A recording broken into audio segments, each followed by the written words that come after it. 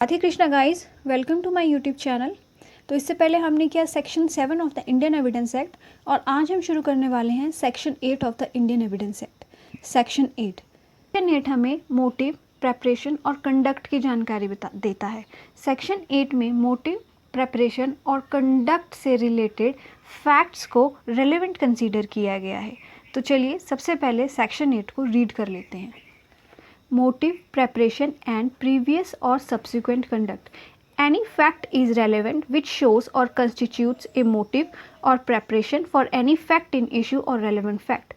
कोई भी फैक्ट जिससे हमें फैक्ट इन इशू और रेलेवेंट फैक्ट से रिलेटेड मोटिव और प्रेपरेशन का पता चलेगा, वो फैक्ट जो है सेक्शन 8 के अंडर रेलेवेंट कंसीडर किए गए हैं।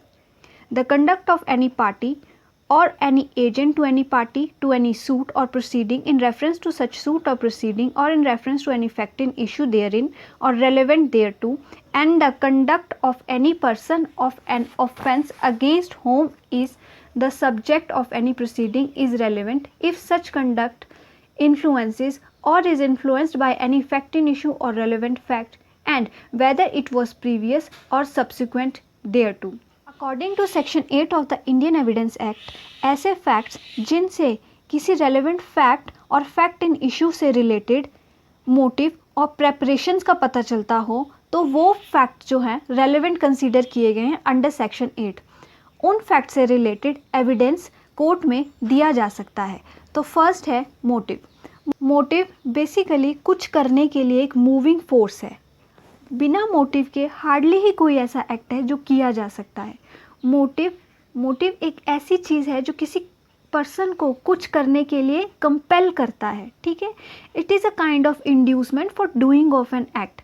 दस द फैक्ट विच शोज और constitute the motive is relevant. इसीलिए जिन फैक्ट से मोटिव का पता चलता है वो फैक्ट जो हैं रेलेवेंट कंसीडर किए जाते हैं। अब हम देख लेते हैं कि मोटिव का एविडेंस कितना इम्पॉर्टेंट है। तो बेसिकली जहाँ पर पूरा केस सर्कमस्टेंशियल एविडेंस पे बेस होगा, वहाँ पर मोटिव का एविडेंस पेश करना ज़रूरी बन जाएगा। क्यों? क्योंकि बाकी सर्कमस्टेंशियल एविडेंसेस हैं, ठीक है। तो सर्कमस्टेंशियल एविडेंसेस के ऊपर अगर आप मोटिव का एक स्ट्रॉन्ग एविडेंस पेश कर रहे हो तो वहाँ पे कन्विक्शन की पॉसिबिलिटी बढ़ जाती है, ठीक है। मोटिव एक ऐसी चीज़ है which is in the mind of the person of the doer. जिस आदमी ने, जिस पर्सन ने जो एक्ट कमिट किया है, उसका मोटिव सिर्फ वही जानता है कि उसका क्या मोटिव था वो एक्ट या फिर वो ऑफेंस कमिट करने के लिए। इसलिए इसका एविडेंस देना बहुत ज़्यादा मुश्किल होता है। इस एविडेंस को प्रूव करना भी काफ़ी ज़्यादा मुश्किल होता है। क्योंकि हम ये नहीं समझ सकते कि सामने वाले के दिमाग में क्या चल रहा है, उसका क्या मोटिव है, क्या रीज़न है, क्या वजह है कि उसने ये एक्ट कमिट किया है, ठीक है। And therefore failure to produce the evidence of motive is not fatal. तो इसलिए अगर मोटिव का एविडेंस आपने पेश नहीं किया है तो इससे आपका केस कमज़ोर नहीं होता, इससे कोई भी केस जो है वो वीक नहीं हो जाएगा। यहाँ पर बाकी एविडेंसेस से ये क्लियरली प्रूव हो रहा है कि that offence is committed by some person, तो वहाँ पे मोटिव का एविडेंस इतना रेलेवेंट कंसीडर नहीं किया जाएगा। It is immaterial. आप चाहे मोटिव का एविडेंस दो या ना दो, लेकिन बाकी एविडेंसेस क्लियरली आपको बता रहे हैं, क्लियरली उन एविडेंसेस से प्रूव हो रहा है that offence has been committed by some person, then evidence of motive is immaterial. And similarly, motive can never supply a want of reliable evidence. मतलब किसी केस में अगर हम सिर्फ मोटिव का एविडेंस देंगे और बाकी इम्पॉर्टेंट एविडेंस पेश नहीं करेंगे तो भी जो है ये एविडेंस जो है वीक एविडेंस कंसीडर किया जाएगा, ठीक है। क्योंकि किसी भी ऑफेंस को प्रूव करने के लिए एक रिलायबल एविडेंस चाहिए होता है। अगर आप सिर्फ मोटिव का एविडेंस पेश कर रहे हैं और बाकी सारे एविडेंसेस जो हैं वो उतने रिलायबल नहीं हैं या उतने स्ट्रॉन्ग नहीं हैं, तो वहाँ पे भी ओनली मोटिव के एविडेंस से आपका केस जो है वो प्रूव नहीं होगा। सिर्फ मोटिव के एविडेंस से ही कन्विक्शन नहीं हो जाएगा, because motive is something which is only in the mind of the person which is only in the mind of the doer, सिर्फ उसके दिमाग, मोटिव के साथ साथ अगर आप बाकी स्ट्रॉन्ग एविडेंसेस देते हैं तो आपका केस स्ट्रॉन्ग है। लेकिन अगर आप सिर्फ मोटिव का एविडेंस दे रहे हैं और बाकी एविडेंसेस नहीं पेश कर रहे हैं या उतने स्ट्रॉन्ग नहीं हैं, तो evidence of motive is not something which is gonna prove your case, okay. But where other evidences are very strong and they are clearly showing that the offense is committed by one person, it is immaterial whether you give the evidence of motive or not, okay। next है हमारा conduct। अब conduct कैसा conduct previous और subsequent, मतलब किसी भी के commit होने के पहले का कंडक्ट या उसके बाद का कंडक्ट। किनका कंडक्ट ऑफ फर्स्ट है parties to the suit. Parties to the suit मतलब सिविल केस, तो प्लेंटिफ और डिफेंडेंट, और पार्टीज टू द सूट्स में आपके एजेंट्स भी इंक्लूडेड है, ठीक है। पार्टीज टू द सेकंड है पार्टीज टू द प्रोसीडिंग्स मतलब criminal case, prosecution and defence basically accused, ठीक है, और इसमें भी आपके एजेंट्स इंक्लूडेड हैं। और थर्ड है हमारा person against whom and offence is committed, तो जिसके अगेंस्ट ऑफेंस कमिट हुआ होता है वो विक्टिम होता है, तो conduct of the victim is also relevant under section 8 of the Indian evidence act, ठीक है।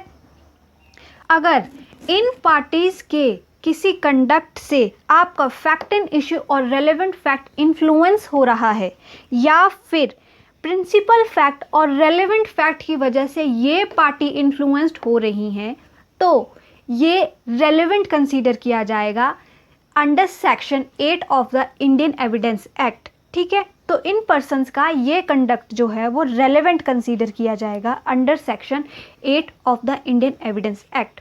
अब कंडक्ट से रिलेटेड 2 एक्सप्लेनेशन दे रखी हैं सेक्शन 8 में। एक्सप्लेनेशन 1 बात करती है the word conduct in this section does not include the statements unless दो statements accompany and explain acts other than statements, but this explanation is not to affect the relevancy of statement of this act।